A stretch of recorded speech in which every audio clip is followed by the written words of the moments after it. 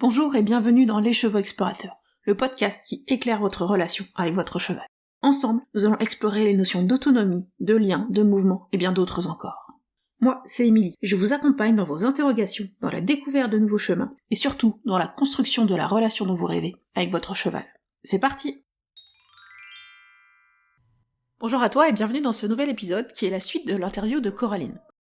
Dans l'épisode précédent, que je t'invite à aller écouter si c'est pas déjà fait, on a parlé de ce qu'est le traumatisme et les définitions qu'il peut y avoir, et puis des différentes choses aussi qu'on pourrait confondre avec le traumatisme et de ce qui est associé.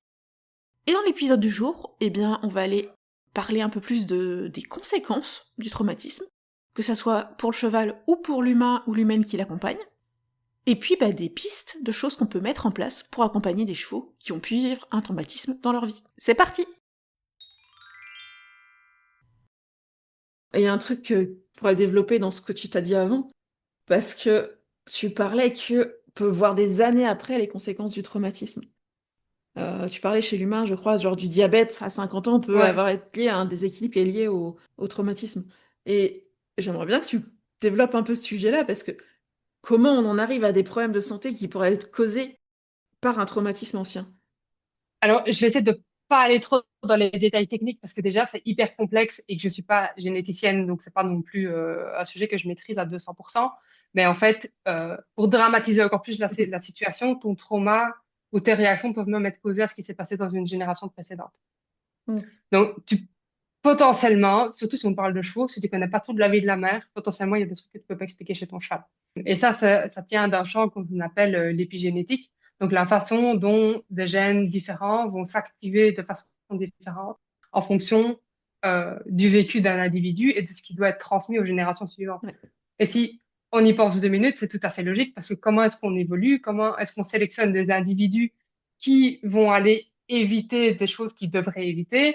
Si tous les individus, si on pense aux chevaux, ils devraient tous être face à une meute de loups pour apprendre que faut pas rester près des loups parce qu'on se fait manger, en termes d'évolution, c'est problématique parce que ça veut dire que la moitié des chevaux se seraient fait bouffer avant d'avoir eu l'expérience d'être face à une meute de loups, d'avoir eu le temps de fuir et de se dire, ah non, les loups, ça fait peur, c'est dangereux. Pour avoir une évolution efficace, il faut qu'ils percutent la présence des loups par l'odeur ou quoi et qu'ils foutent le camp directement. C'est comme ça que tout le troupeau a une chance de se sortir.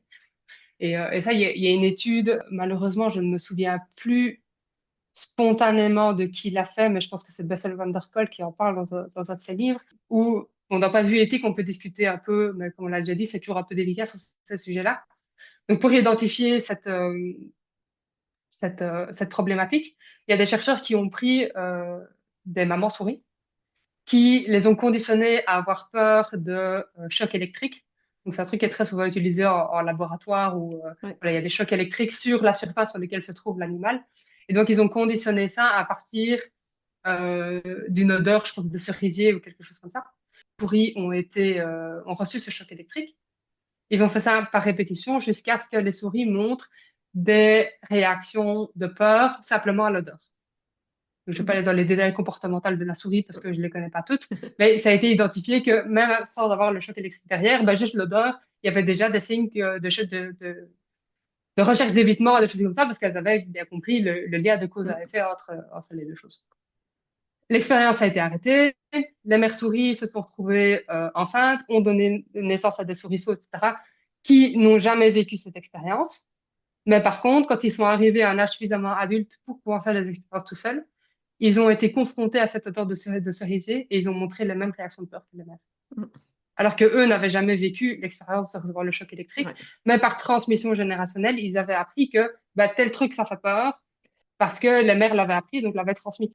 Et c'est vraiment à ce niveau-là qu'on peut avoir des évolutions au niveau de la génétique d'un individu qui vont pas nécessairement dire si tu as été, si ta mère a vécu telle chose, si tu as vécu telle chose en tant qu'enfant, tu vas nécessairement développer tel trouble plus tard.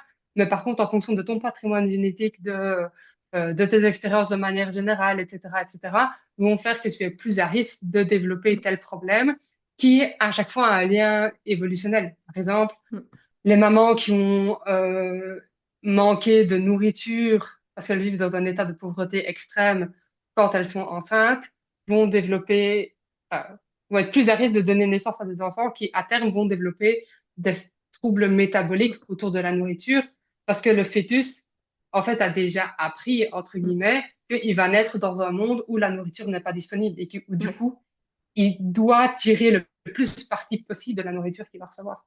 Il s'est adapté aux conditions qu'il y avait quand il était en cours de Ouais. développement et ça reste toute la vie, quoi. Mm. Et c'est la même chose pour le stress de la mère, voilà, il y a beaucoup de facteurs comme ça qui, quand on y pense, ça a un côté fantastique, en fait, parce qu'on se dit, c'est pour ça qu'on a des Mm. espèces qui sont si résilientes, qui ont été si loin dans l'évolution, malgré tout ce qu'on a vécu, il y a certains animaux, certaines espèces Mm. qui vivent dans des contextes où on se dit, mais c'est délirant, ils ont deux cailloux à manger, et il y a des prédateurs partout autour, comment est-ce qu'ils arrivent à s'en sortir?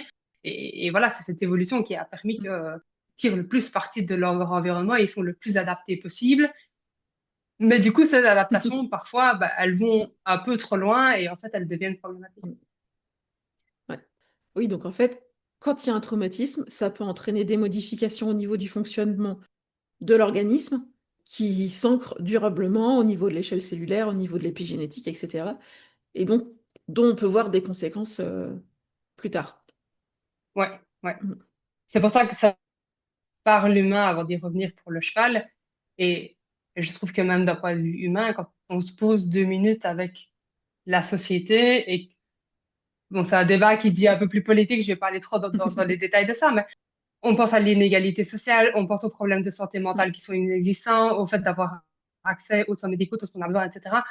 On dit, il y a des gens qui naissent dans ce monde, et ils sont déjà foutus, en fait. Mm. Peu importe les choix qu'ils vont faire, peu importe la discipline qu'ils vont avoir à faire des études, etc., etc., plus ils avancent dans leur vie, plus ils sont tirés vers le bas par tous ces points Mm. avec lesquels ils sont nés et pour lesquels ils Mm. ne sont pas responsables. Et du coup, voilà, la Ouais. question du privilège, c'est un truc qui me... Oui, c'est compliqué, hein.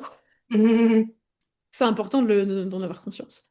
Et je pense que pour revenir au cheval, c'est important aussi de dire quand on accueille un cheval chez soi, de se dire que il y a une partie de sa santé et de son comportement dont lui n'est pas Mm. responsable, mais de nous, en tant qu'humains, on n'est pas responsable non plus. Mm. Et ça, je pense qu'il y a beaucoup d'humains qui vont être ou se culpabiliser, ou même parfois qui vont être culpabilisés par des professionnels de santé ou par leur entourage.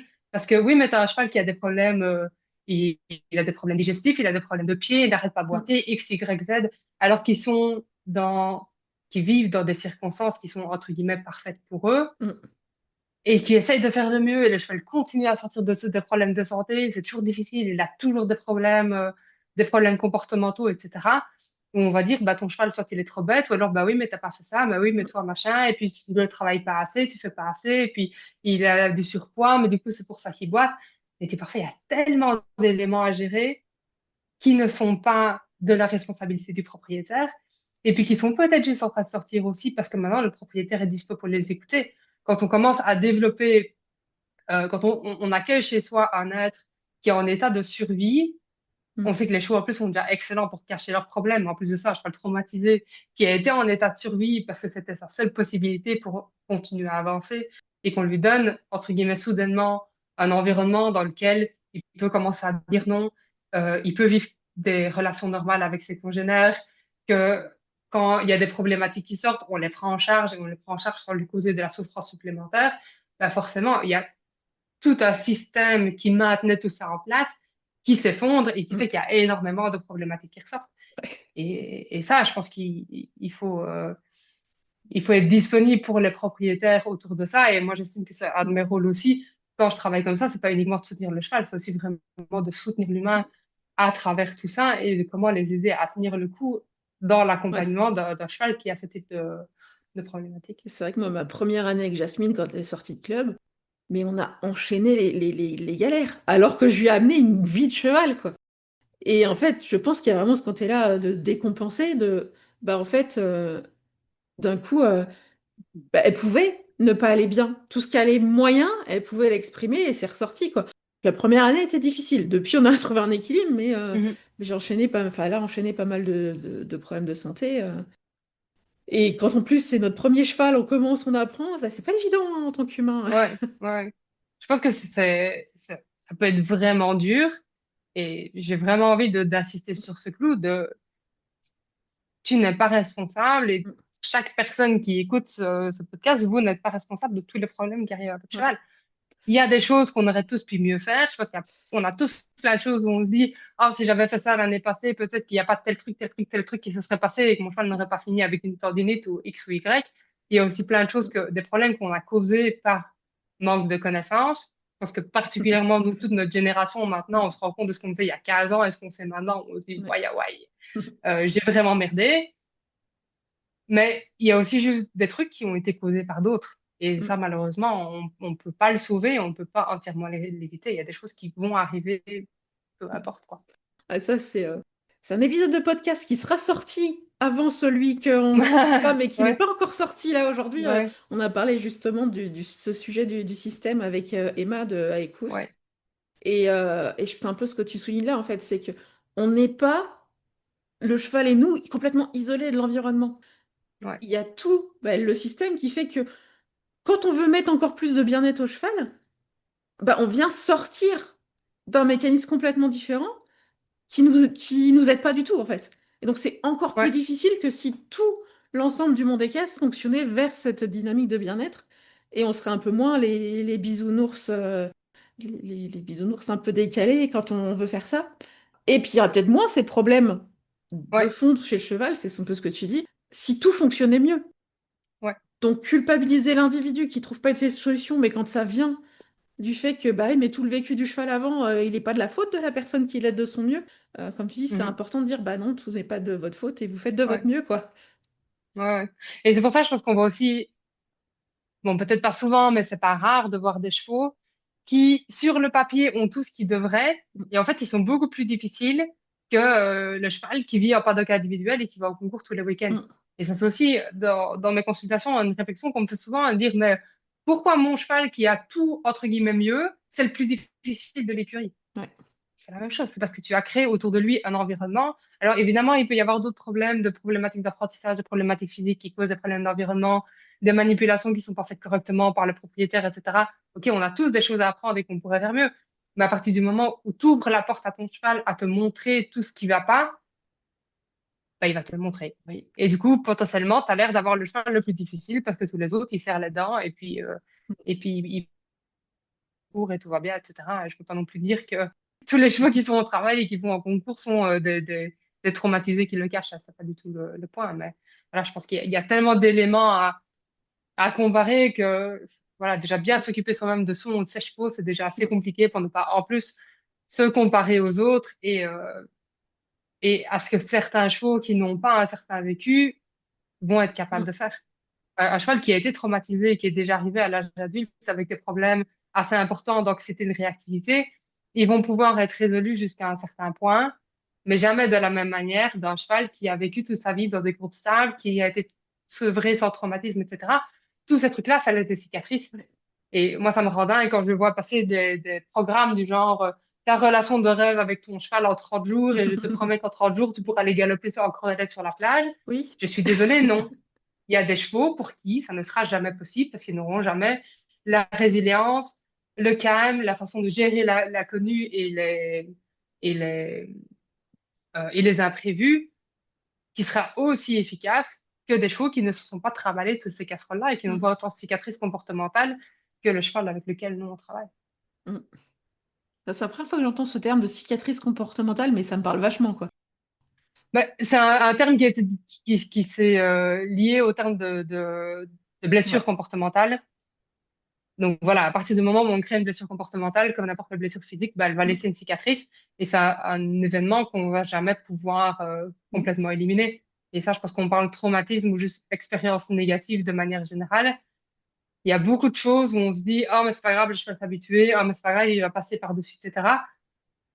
Peut-être, d'un certain point de vue, Mm. oui, mais ça va quand même laisser une expérience au cheval qui lui a fait comprendre que le monde est dangereux, qu'il peut se passer des choses négatives, etc.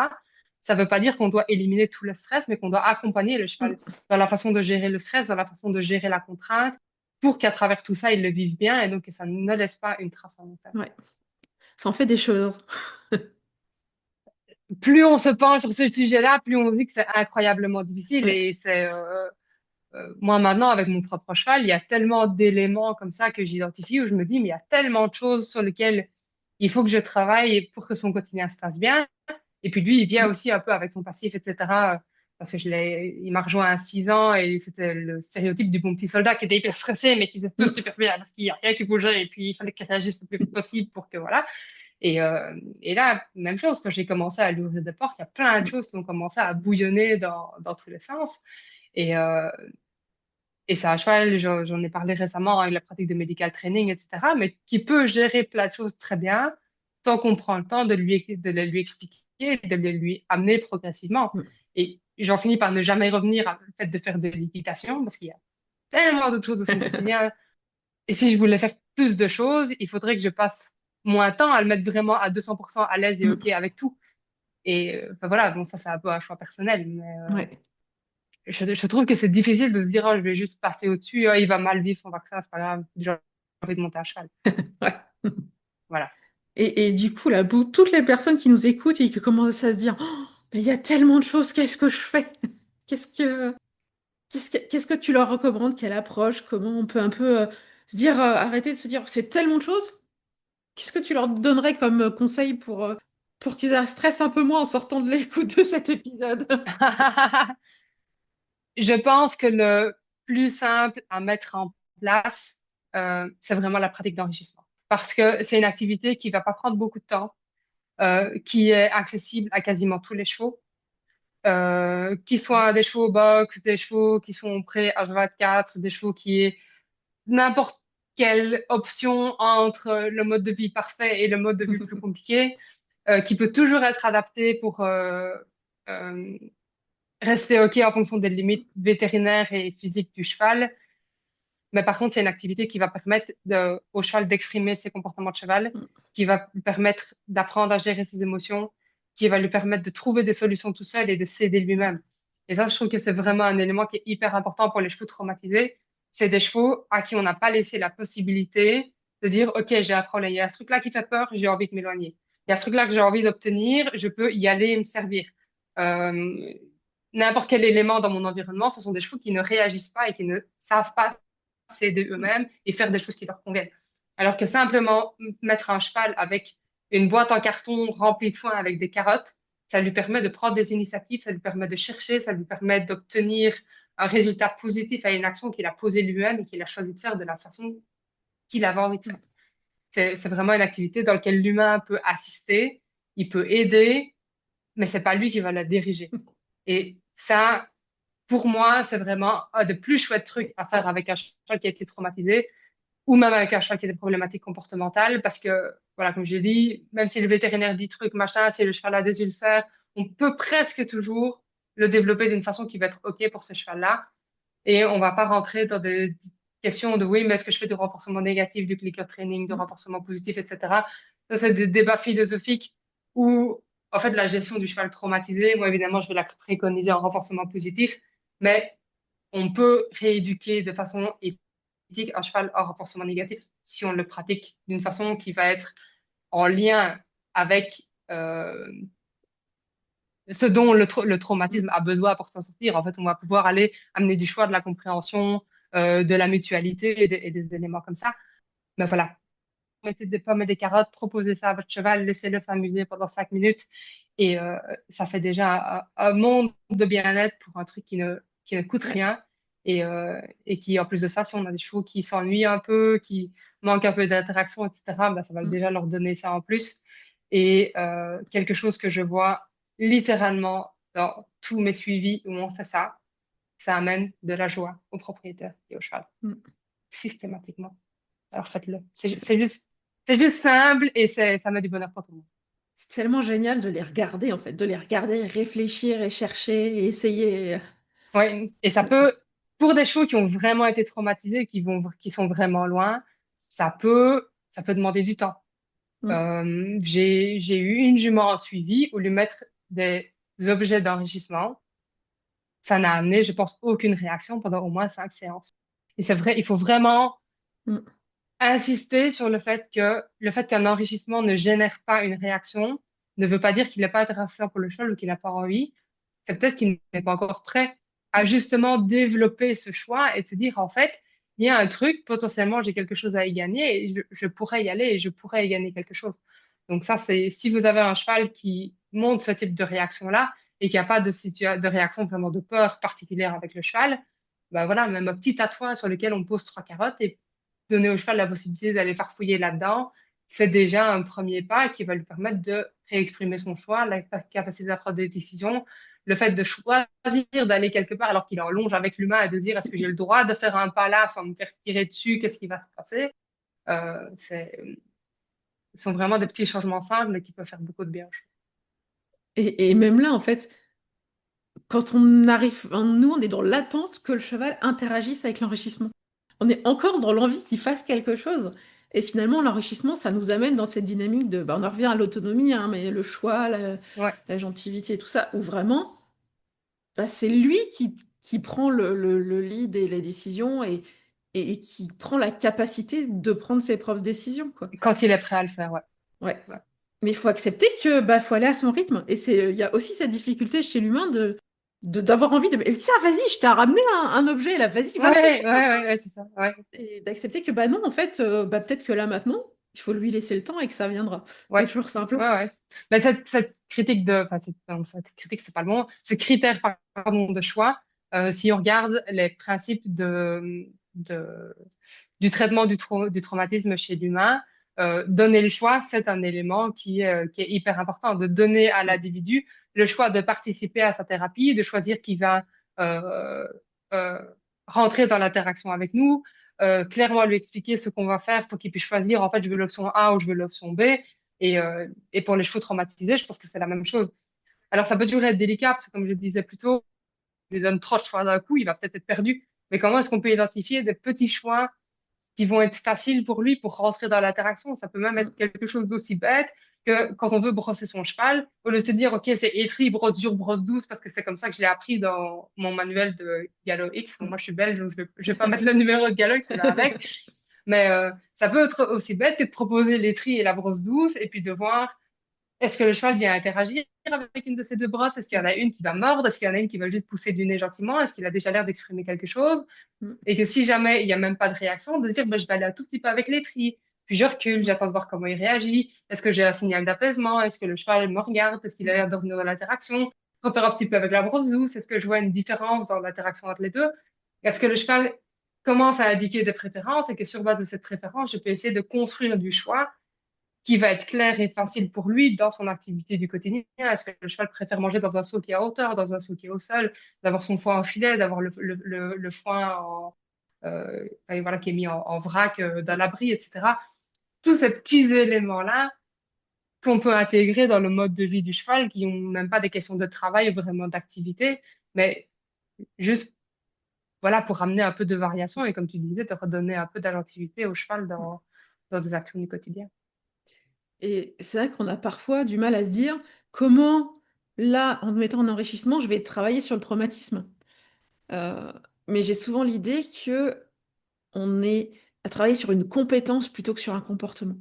Et je pense que ça sort de notre logique habituelle, hein, Ouais, en équitation. Mais l'idée de fond, c'est d'aller chercher des compétences chez le cheval qui vont lui permettre de gérer les difficultés. exactement. C'est exactement ça. C'est comme je le disais avec le van, le cheval qui est déjà à se mettre debout à 20 mètres du van, ça sert à rien d'essayer de travailler l'enrichissement, et enfin de l'embarquement, pardon. Il a d'autres problèmes sur sa gestion émotionnelle avant, et une fois qu'il est capable de marcher à côté du van sans paniquer, là, on peut se poser la question de le faire monter dedans. Mais si on veut directement travailler avec un cheval qui est tellement réactif dans sa vie au quotidien qu'il ne supporte déjà aucun stress, ben, le confronter à une situation qui nécessairement va être stressante parce qu'elle a eu un accident, des mauvaises expériences, ça va être incroyablement difficile. Donc j'aime beaucoup ce que tu dis avec la compétence, parce que c'est vraiment la compétence de gérer le stress, de pouvoir le rediriger, de communiquer avec l'humain pour demander de l'aide. Et ça, c'est en effet des concepts qui, en équitation traditionnelle ou même dans le soin traditionnel aux chevaux, ne sont pas du tout explicités.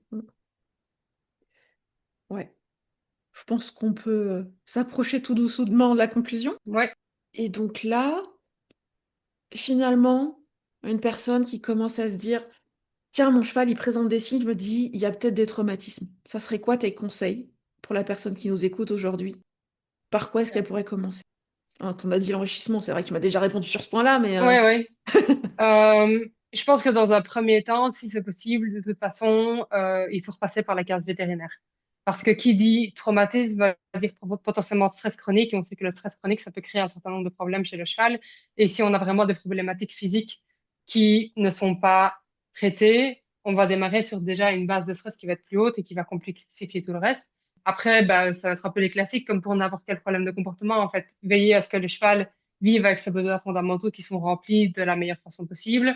Quand il y a certains éléments qu'on ne peut pas combler entièrement, par exemple des chevaux qui vivent une certaine partie de leur journée au box, qui sortent peut-être en groupe plutôt restreint, des chevaux qui vivent en duo, des choses comme ça. Comment est-ce qu'on peut veiller à ce que les sorties et les interactions qu'ils ont sont aussi positives possibles? Donc même mettre des éléments d'enrichissement dans les paddocks, des branchages ou des choses comme ça qui vont faire que le cheval mange autre chose que juste dans son filet à foin immobile toute la journée. Éviter toutes les problématiques d'anxiété de séparation. Donc ça, c'est encore un autre sujet qu'on pourrait aborder, mais voilà, rajouter l'anxiété de séparation par-dessus un cheval traumatisé, ça ne facilite pas les choses. Donc amener autant de choix possible dans toute cette gestion des besoins fondamentaux en fonction des possibilités qu'on a à disposition dans la pension qu'on a et la région dans laquelle on vit. Et malheureusement envisager parfois de déménager le cheval, parce que si son environnement ne lui convient vraiment pas, ben, on va se retrouver dans un cercle vicieux qu'on ne règle pas. Et puis,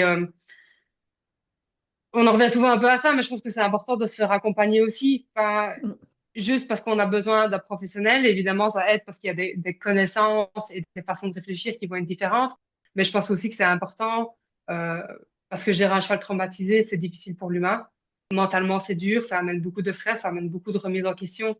Et faire ce trajet-là seul, je trouve que c'est incroyablement difficile. Et qu'en tant qu'humain, il faut aussi se protéger soi-même et pas se développer soi-même des blessures comportementales en essayant d'aider son cheval.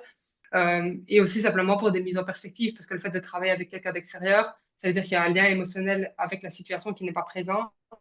Et du coup, c'est plus facile de pouvoir prendre des décisions ou de guider dans des aspects de réflexion qui vont être un peu différents.